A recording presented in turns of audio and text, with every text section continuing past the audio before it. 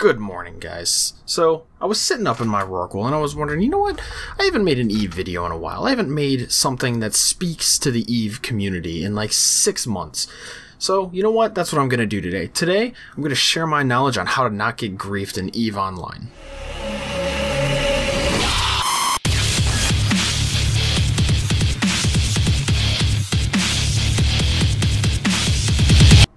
So the first thing you're wondering is, well, Mr. Xavier guy, how do I know that you know what you're talking about? Well, let me tell you, I've been there. I've been scammed. I've lost stuff. I've lost billions of ISK to stupid scams, to really elaborate scams, stuff I should have seen coming from a mile away.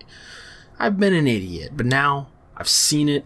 I know what to expect. I know what to do. And after this video, you're going to know what to do too. So first off, the biggest form of scams in EVE Online is in local chat. So how do you avoid that? Whenever you're docked up in a major trade hub, close local chat. Just ignore it. You don't need it. You're where you need to be. You're in all the convos you need to be in. You don't need to be looking at local chat. It's just going to remove that temptation right off the bat. Okay, done. Now what's the next question? Well, you need to know how to identify a scam, right? So let's say you have local chat up. Okay, well, let's take a look at it. Let's just watch. This is G to chat for the next couple seconds here.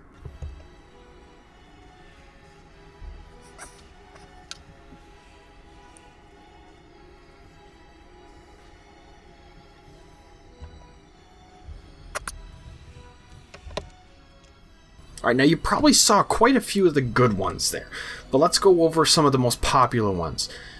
Anything that looks like a giveaway, just avoid it. ISK doubling, ISK tripling. ISK halving though, that's a legitimate business. You can trust those ISK haver guys. But anything else, anything that involves giving you more than you gave in, it's not going to happen. It doesn't exist. Don't fall for it. And then here's another thing. These fire sales, these quitting EVE sales, that doesn't happen. People just don't quit EVE and sell their stuff before they quit. No, when you quit EVE, you log out, you never look back. That's how you win. You don't win by selling all your stuff and storing up this ISK before you go away. That's not how it works. Now, next one. Ooh, now this one is my least favorite one. When somebody claims to be new and asks for ISK, I really want to believe this one. I really do. It just, you can't do it. Because there's so many people. There's actually this one guy with like 4 accounts that does it. He just keeps making new accounts and biomassing one. It just breaks my heart to say this, but you just got to avoid it. You can't give them ISK unless you know them. You can try and do some things, but 9 times out of 10, they're not new. One thing that I started doing is calling them out for a while, getting them mad at me, and eventually I usually get them to put a 10 mil bounty on me. So that kind of screws that one over. But if anyone even has just a little bit of restraint, it's not going to work. Corp theft scams. Or not scams, I guess, but they're more corp theft hanger giveaways. Nobody goes through the trouble of stealing significant amount of assets from corps just to give them away in local. It doesn't happen. It's not how you do it. You're not going to sell it on the cheap when you go through all that work. You're going to sell it on the market for as much money as you can get from it. Now here's another thing. Another common scam that people fall for all the time. If somebody wants to buy something. Say you want to sell something in local. You post your contract in local. People are like, oh my goodness, I'll buy that for 10 times as much. So you start a conversation, you get talking. He's like, oh yeah, this is the best thing ever. You're way underselling it. Here, let me buy it from you. And then they open up the trade window. Leave. Never do anything through that trade window. You don't need it. You should never do anything through the trade window unless it's between accounts of yours. When you can see both ends of that trade window transaction, then you can go ahead and use it. Otherwise, use contracts. Contracts allow you to verify who it's going to.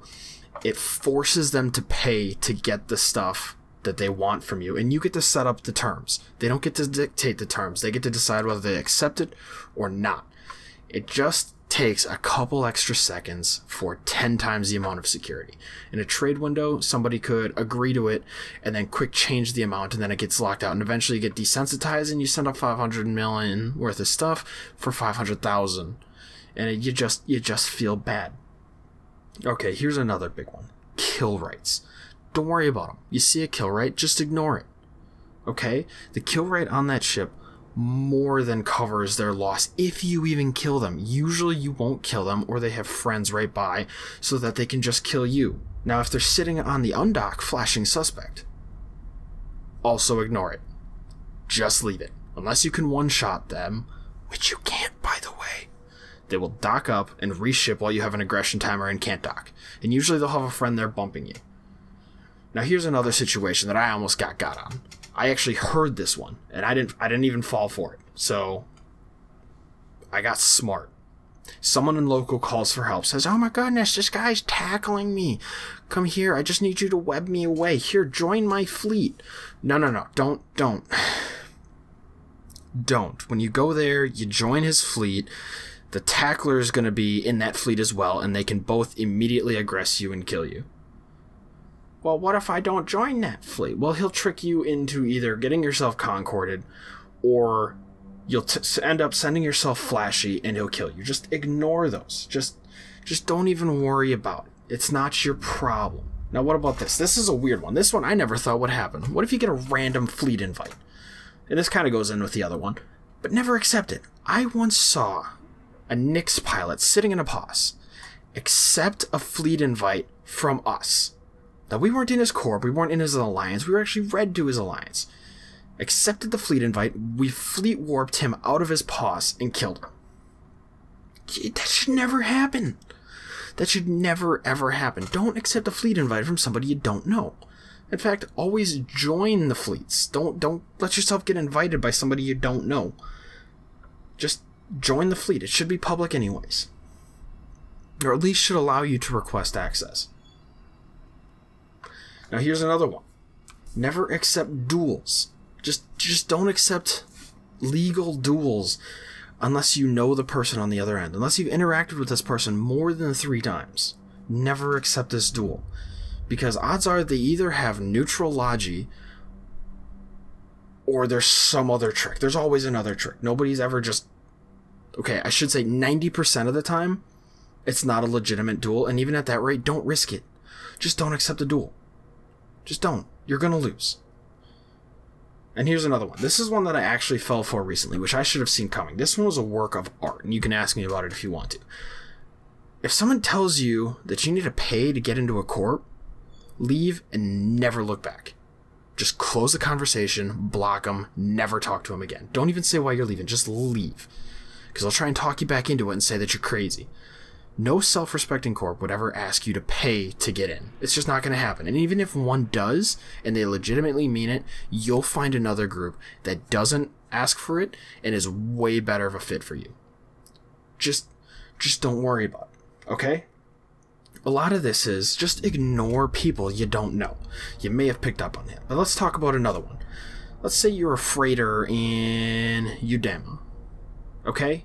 You're trying to get from Amar to Jita. I don't even know if you go through Udema. It's been so long since I've freighted.